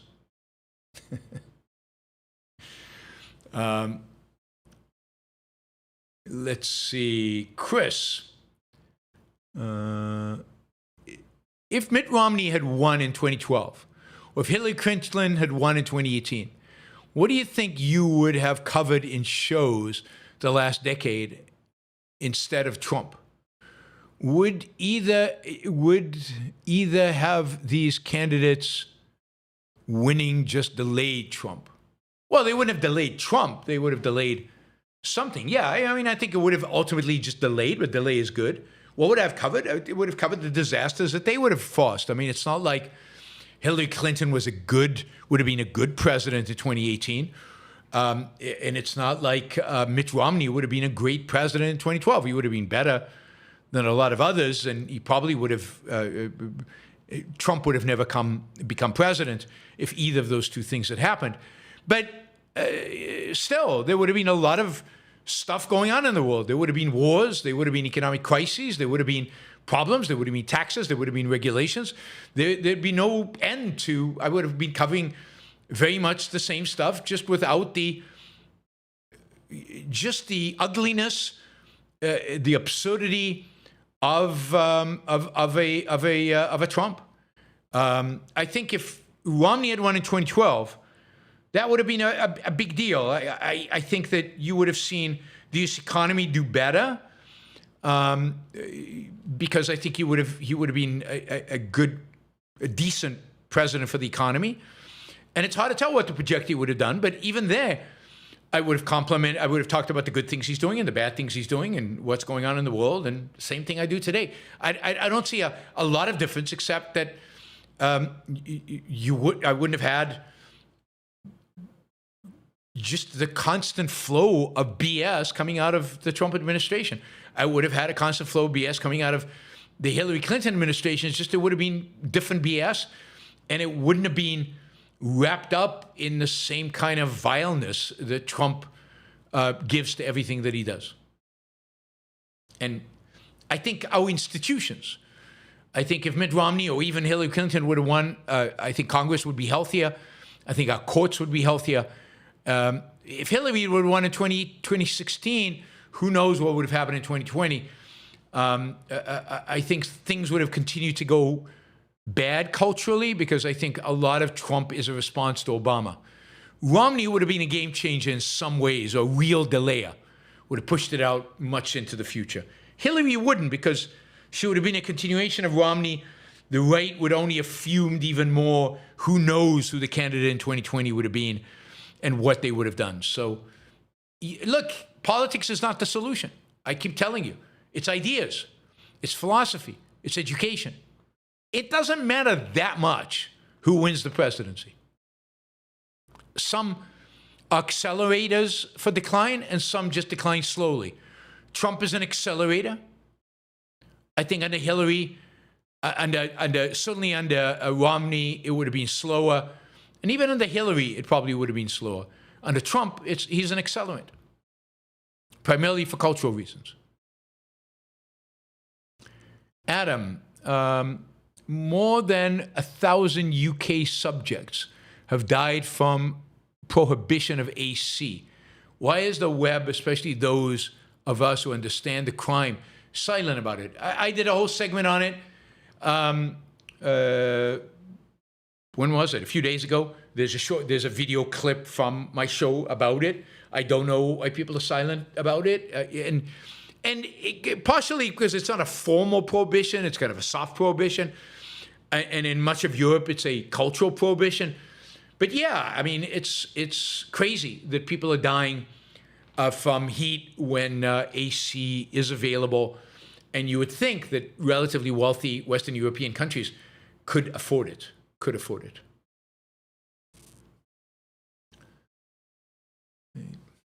Again, Tommy, you really don't know what you're talking about.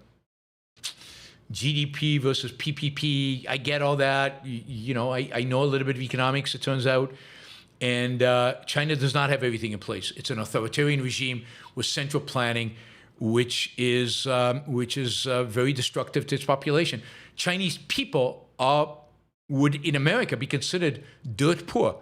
They're way poorer than people in Mississippi. They might have better infrastructure in some cities, but they're way poorer than people in Mississippi. Jackson Hinkle chanting "Death to America" with IRGC. Yeah, I noticed that. All the haters of America were out in Tehran at it. Taim, does Poland have a spirit Europe has lost? I don't know. Poland is very much wrapped up in religion. I don't trust its spirit. To some extent, they're more entrepreneurs, but I don't know. Sticking to Catholicism, I'm not convinced that the Polish spirit is going to sustain them for that long. Lincoln, between Ocon tickets and my $500 associate producer donation for the documentary, thank you, Lincoln. That was very, very generous. My wallet really hates me. Oh, which reminds me, Lincoln, I am coming to Arizona. So I will be teaching 2 courses for the Peterson Academy. And I'm going to give you the dates so everybody has it. Anybody who wants to come to Arizona to sit in on my classes, I will be sending out a link soon with how to sign up for that. But here are the dates. The dates are going to be the 24th and 25th of July will be an 8-hour course, 4 hours each day on Ayn Rand, which will be, it's the first time I've ever taught a class on Ayn Rand. Anytime I've taught anything close to 8 hours, I've talked for an hour on Ayn Rand, maybe 2 hours on Ayn Rand, but 8 hours, it's a big deal. A lot of prep I have to do in the next 2 weeks. But that will be on the 24th and 25th. And then on the 26th and 27th, another 8 hours, this time 8 hours on venture capital and private equity. Venture capital and private equity. So that is in Phoenix, Arizona. If you live anywhere near there and you'd like to participate, stay tuned. I will have links to registration for that. All right, Jeffrey, please recommend one Paris museum and anything specific within it to see. Do you like Monet? I'm not crazy about Monet, but if you like Monet, and I've done this, I would definitely go out of Paris, outside of Paris, to his home where he painted the water lilies. And the water lilies, if you like the paintings of the water lilies, I think the actual nature, the pond with the water lilies and the home and everything around it is actually more beautiful than the paintings in many regards. So if you like Monet, I would definitely go out to his home in somewhere in the countryside of outside of Paris. One museum in Paris is hard. 2 museums is easy. The 2 must-see museums are the Louvre and the d'Orsay. The d'Orsay. At the Louvre, the must-see things to see are Michelangelo's Dying Slaves, the 2 dying slaves, the 2 completed dying slaves, maybe the most moving, striking sculptures in the history of sculpture, in the history of art. Just stunning, amazing pieces. And another sculpture which I love is the sculpture Spartacus, which is in an outside gallery, a sculpture gallery. So, but there's so much to see at the Louvre. God, you could spend easily 3 days there to see everything. And then in terms of d'Orsay, if you like Impressionists, there is a huge collection of Impressionist art there, probably maybe the largest in the world, at the d'Orsay Museum on the 2nd floor. But my favorite is the 1st floor because I'm not a huge Impressionist fan. So on the 1st floor, 19th century kind of academic, romantic paintings and sculptures. And there's some magnificent sculptures there, including a beautiful sculpture of young Aristotle, of Aristotle as a boy seated, and it's a really beautiful sculpture. But there's so much good stuff at the d'Orsay. The 1st floor, everywhere, every little nook and cranny, there is something magnificent at it. So you could easily spend a day at the d'Orsay and 3 days at the Louvre, easily. And again, if you love Monet, go to the d'Orsay. They have some Monet, and go to Monet's house in the outskirts. All right, Lincoln, after considering last night's U.S.-Belgium game, it has come to my attention Belgium is 2 weeks away from a nuclear weapon. I mean, look, that loss was a direct consequence of the fact that the U.S. played really, really, really badly. Really badly. So I don't know if you want to blame Belgium, but I would blame the U.S. Time, would you speak at universities in India someday? Potentially. India's a long way. Somebody would have to pay me a lot of money to go there, but potentially. Lincoln, today marks 4 years since the assassination of Abe, for being the first major Western assassination. It had less of an impact than I thought. Abe, not Abe, God. Abe in Japan. Yeah, partially because it was a one-man thing, and it wasn't ideological in the end. It didn't have any really significance.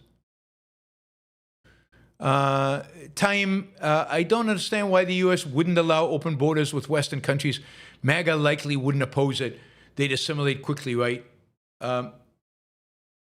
MAGA would oppose it. MAGA doesn't want immigrants, even from Western countries. But why limit to Western countries? Why? I don't understand on what basis one would limit it to Western countries. People assimilate in the United States no matter where they come from.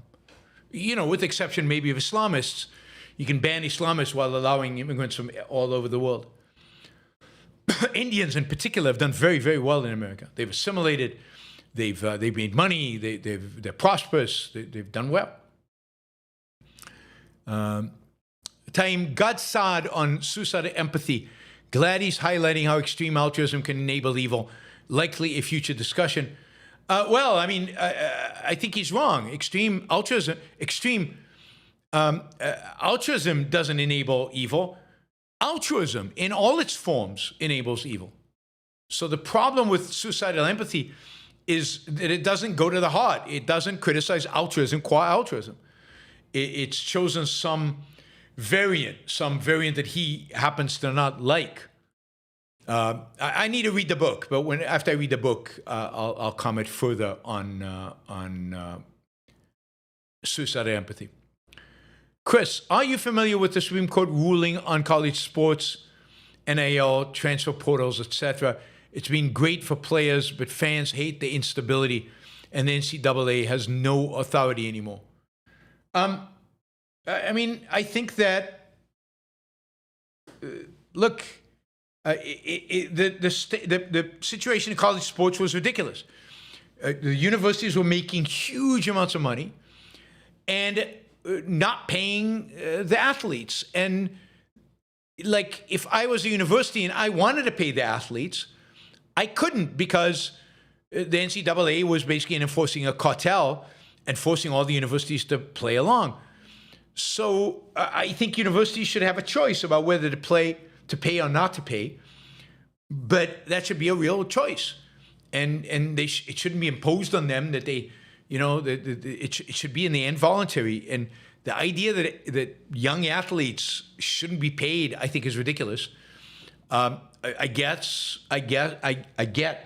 that fans don't like it. Fans don't like a lot of things. I don't like the fact that the Boston Celtics traded Jaylen Brown the other day. I mean, it's ridiculous that they traded him. I think it's a huge betrayal. I'm pissed off. It's Boston's team. It's not mine. It's the owner's team. They get to decide. Randall says, when are you coming to Australia next? As a visit to Western Australia would be good experience to see the outback and do a few lectures. I'd love to do it. I'm waiting for somebody to invite me, organize those lectures, organize a tour for me, maybe round up some money and get me paid. But I would love to come to Australia. But I need to get paid if I'm going to come for a lecture series. So yeah, if you know anybody with deep pockets who would like to have me come, I can email you my rates, and it would be fun to come to Australia. It would be a blast. Lincoln, how do you think the healthcare boom and tech layoffs leading to a female-dominated job market shapes gender dynamics in politics? God, that's a big question. How do you think the healthcare boom and tech layoffs? I don't think we've got leading to a female-dominated job market. I don't know that that's true.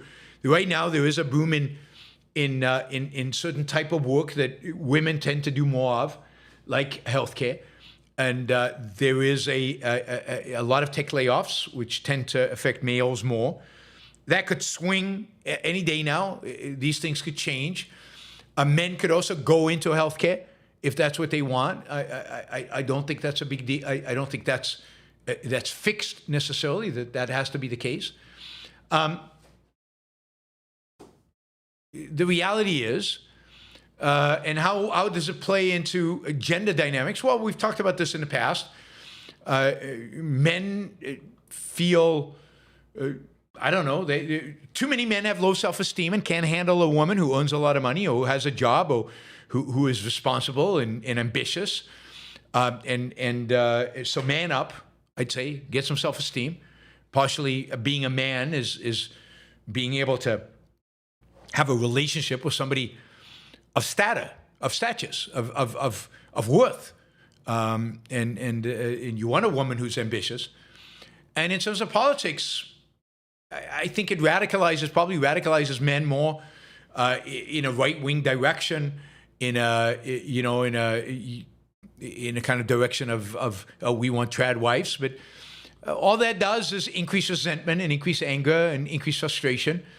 That's what you get. You get the kind of politics we have today because people are resentful and angry and frustrated. And I think that only increases. All right, guys. Thank you. Thank you, everybody. I will see you tomorrow. I think tomorrow there are no games. So we'll probably go back to our regular schedule of 3 p.m. Eastern Time tomorrow. And then we'll see for the rest of the week how it goes. Remind you again, if you're interested in funding the documentary, check it out on Patreon under posts. There's information there. There'll also be information by the end of the week, I hope, up on my website where you can get information about it and you can make a contribution there. And then there will also be, don't forget to become a Patreon supporter, a monthly supporter on Patreon or PayPal. See you tomorrow. Bye, everybody.